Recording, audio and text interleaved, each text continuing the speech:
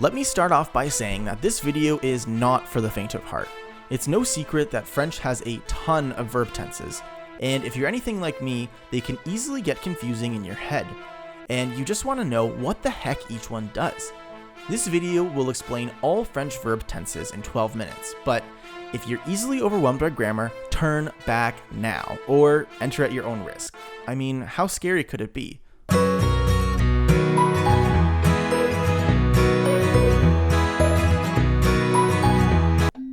Let's start off with an easy one, the present tense, where English has three ways of talking in the present: I speak, I am speaking, I do speak.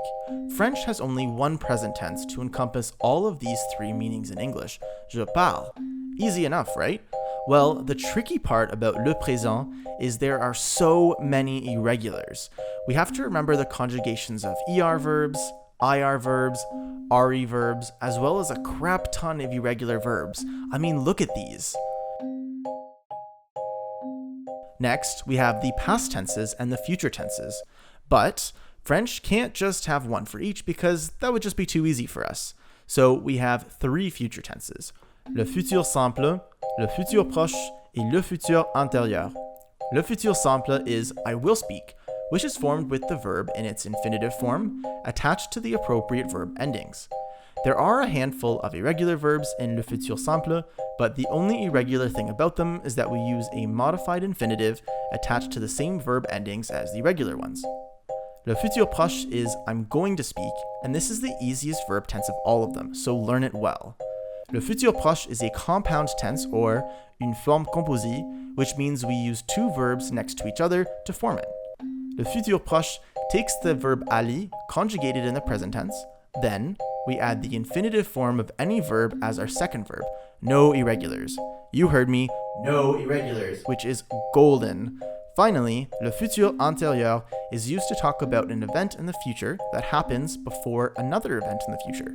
It is translated as I will have spoken, such as you will have fallen asleep by the time I come home. We form le futur antérieur with a past participle as our second verb, and our first verb is avoir ou être, conjugated as if they were in le futur simple. We choose avoir ou être based on the past participle because the past participle will determine whether we take avoir ou être. Any verb that falls into the Dr. and Mrs. Vandertramp list of verbs, or that is a reflexive verb, will use être, and all others will use avoir. Now to the dreaded past. This gives people a lot of anxiety when they hear the word passé composé, but in my opinion, what you really want to be afraid of is the imparfait, because, well, you'll see.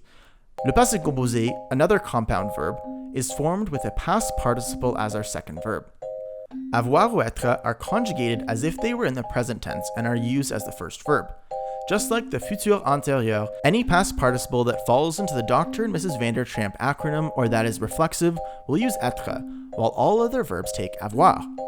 The imparfait, or the imperfect tense, is a single verb. The way we conjugate it is we conjugate any verb in the present tense with nous, then we take off ons and add on the ending for the imparfait. The good news about this conjugation is that there's only one irregular in the imparfait, être, and être's stem just becomes ate. This makes sense since nous sommes is the only verb in the present tense which doesn't have an ons ending for nous. Now, the hard part. What's the difference between the passé composé and the imparfait? In theory, the passé composé is used for completed actions, and the imparfait is used for incomplete actions. I say in theory because it's not as neat as it seems. We use the passé composé for events in the past that are completed and done with. We use the imparfait to describe things from the past, under the assumption that they are still existing as described, to talk about habitual actions in the past, under the assumption that this habit is still ongoing, and events in the past where the duration is not specified, under the assumption that the event may still be taking place. In most other instances, we would just use the passé composé.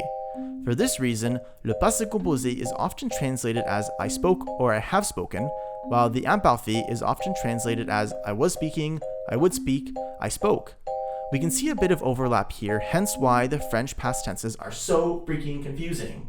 And if that wasn't confusing enough, we're not quite finished with the French past tenses. We have le plus que parfait, which is translated as I had spoken. Le plus que parfait is used to talk about an event in the past that occurred before another event in the past. This is basically the equivalent of le futur antérieur, but in the past. So we would say, you had called me before I started cooking.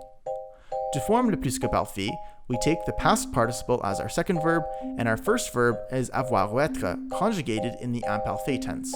Next, we have le passé simple, which is also sometimes referred to as the historic past.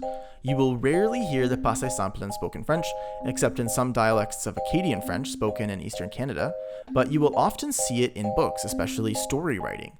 Le passé simple and le passé composé essentially mean the same thing. However, historically, they were different tenses, such as in English, how we kind of distinguish between I have eaten and I ate.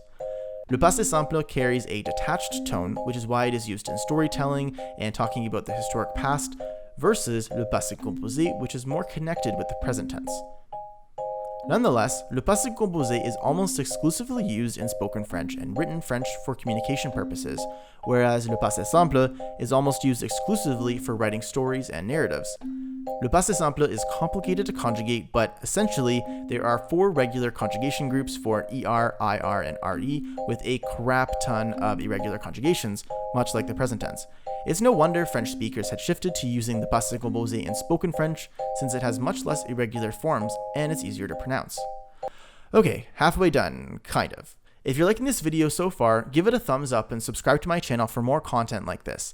It really helps to support my small but growing channel. Now, let's get onto the subjunctive. One of the most Googled questions ever is what the actual F is the subjunctive. Many of your teachers will have told you that the subjunctive doesn't exist in English, but this is actually incorrect. The subjunctive exists in English, but it hides very, very well, and has basically become more or less optional in English. In French, though, not so much. The subjunctive in French is required, but let's quickly explain what and why it is first. All verbs in any language can be organized into verb moods. A verb mood signals to what degree an action is believed to be true, factual, necessary, etc. There are 2 types of verb moods, realist and irrealist. Realist moods are used when the speaker believes or knows whatever they are saying to be true, such as in just a normal declarative sentence. Is unsure of if it will happen or if there's some sort of uncertainty, it's not real. French has only one realist mood called the indicative mood. In the indicative mood, we find the past, present, and future tenses we have discussed so far.